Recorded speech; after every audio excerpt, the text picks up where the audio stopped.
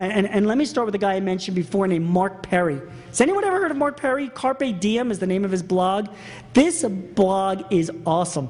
It is so good. He's a professor of economics at the University of Michigan.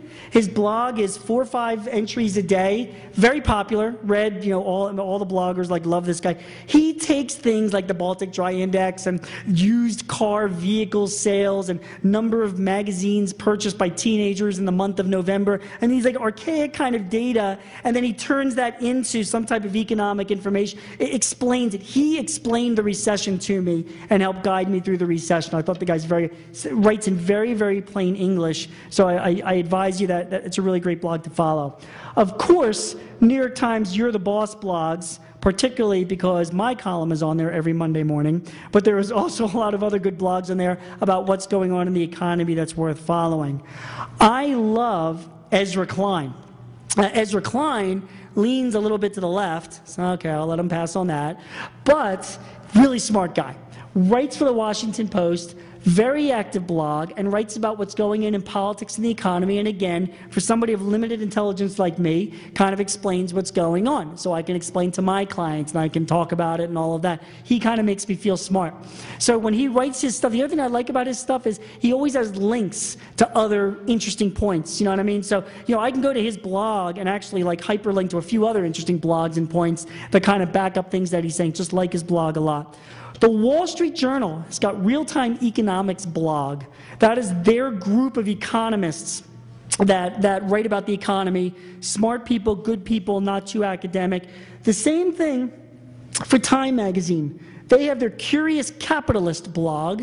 They've got their group of economists who write every day on matters going on in the economy. And finally, Paul Kudrowski. I don't know this guy, but he's really smart, and he's an investor and an entrepreneur. He's like one of these genius guys. He's got this blog called Infectious Greed, and he's on it all the time, and he's the guy that I like to follow as well. So if anything, pick 2 or 3 of these people, and check them out a couple times a week. Really, really helps me. So yes. What I learned from, and I never was looking at this before the recession, but I don't know if you guys felt the same way, but a lot of my clients, a lot of smart business owners said, hey, when times are good, when times are bad, you gotta have some experts to read and to go to give you some solace, to give you some comfort, to educate you. And these guys have educated me. So do experts have a clue? Yes, some do, and I think that's important to know. So finally, what did this recession teach us about business cycles? And I can tell you this, and I had a few clients of mine kind of teach me this as well.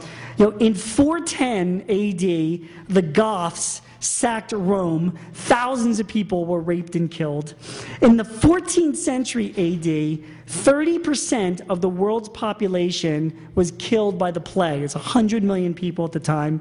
In 1994, 800,000 people died in the course of a month in Rwanda. In 2010, the Pittsburgh Pirates suffered their 18th losing season in a row. You have to put things into context, is what I'm saying. The recession that we just had, like that very first slide that I showed you that, we actually grew in GDP over the recession as opposed to the depression where we lost half of our GDP. The smart business owners that I've talked to who've been around the block and seen it before, well, they've been around the block and they've seen it before. And they know that even though things are kind of going down a little bit, we're going to weave our way through it. At least nobody is sacking my neighborhood, or that the Goths are not invading my local deli. We will see ourselves through the recession to take things into perspective. So when all the media was yelling and screaming that the world was falling apart and everything was going on fire, that's just not the case. So what did I learn to succeed? You have to understand history. Here's what I learned from the recession, what smart business owners learned from the recession, right?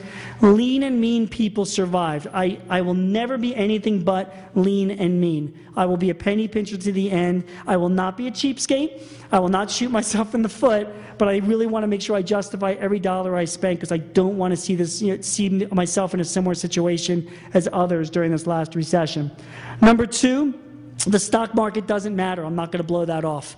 When I see the stock market going down, that impacts me. So I not only have to look after my own sort of portfolio, but I have to remember that when people are not feeling wealthy, they're not going to be purchasing the products that I sell. Oh my gosh, that's out of order. Number 3, capitalism does need government. I give up, and I give in. All right? I mean, what can I say? I am a capitalist and a free market guy, but I have to admit, government is needed in this society. It's certainly not meaning that we should become socialists or communists, but government is needed in a capitalist society. I will never diss government again when they step in to try and help see our way through a recession. Number 4, smart guys will always make money. Like Joe will come, they will always develop something like the iFart to make a few bucks, no matter what kind of recession we're in. It took a credit crisis to restore sanity, so sometimes a crisis is not so bad. Good companies make money even in a recession. So, you know, this whole myth of like people start losing money in a recession, the good companies still make money, they just might make a little bit less. The companies that thrive have technology on their side. That will always be a future investment of mine. Some metrics are more important than I think, and I will always follow things like the Baltic Dry Index and the Consumer Confidence Level and the Restaurant Performance Index and even the Dow Jones Economic Sentiment Meter. Most experts don't have a clue, but there are some that do, and I've picked mine, and I'll stand by them and always follow them.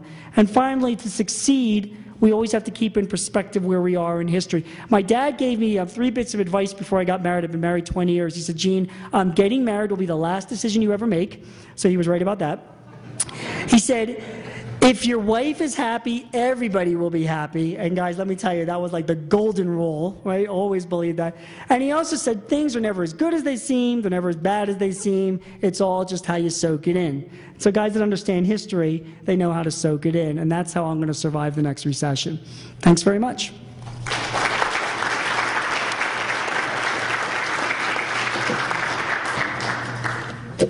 Sure. Does anyone have any questions? You're supposed to wait 6 seconds. All right, very good. Let's give Gene a round of applause.